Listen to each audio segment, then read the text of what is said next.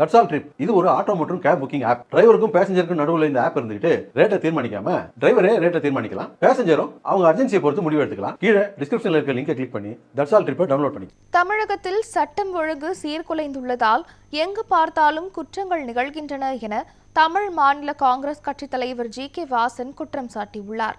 சென்னை மயிலாப்பூரில் செய்தியாளர்களுக்கு பேட்டியளித்த அவர், மதுக்கடைகள் திறந்து இருப்பதுதான் சட்ட ஒழுங்கு சீர்குலைவிற்கு காரணம் என விமர்சித்தார். தமிழகத்தில் பெண்களுக்கு பாதுகாப்பு இல்லை என்பதை விட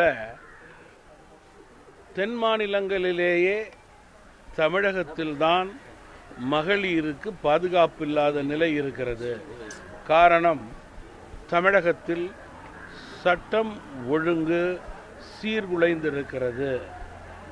எங்கு பார்த்தாலும் கொலை, கொள்ளை, திருட்டு, பாலியல், போதைப்பொருள், டாஸ்மாக் கடைகள், எந்நேரமும் பல கடைகள் திறந்திருக்கிறது. இதுதான் சட்டம் ஒழுங்கு பிரச்சனை சீர்கெடுவதற்கு அடித்தளம். குறிப்பாக போதைப் பொருட்களை கட்டுப்படுத்த முடியாத அரசாக இந்த அரசு திணறிக் கொண்டிருக்கிறது.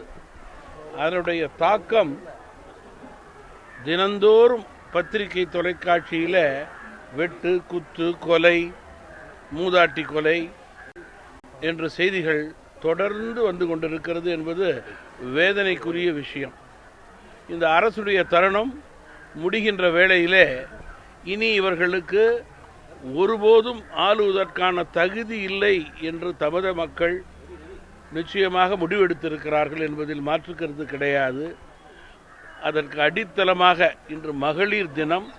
மகளிரே அதிக அளவு இந்த அரசுக்கு எதிர்மறை வாக்களிப்பார்கள் என்று நான் குறிப்பிட விரும்புகிறேன்.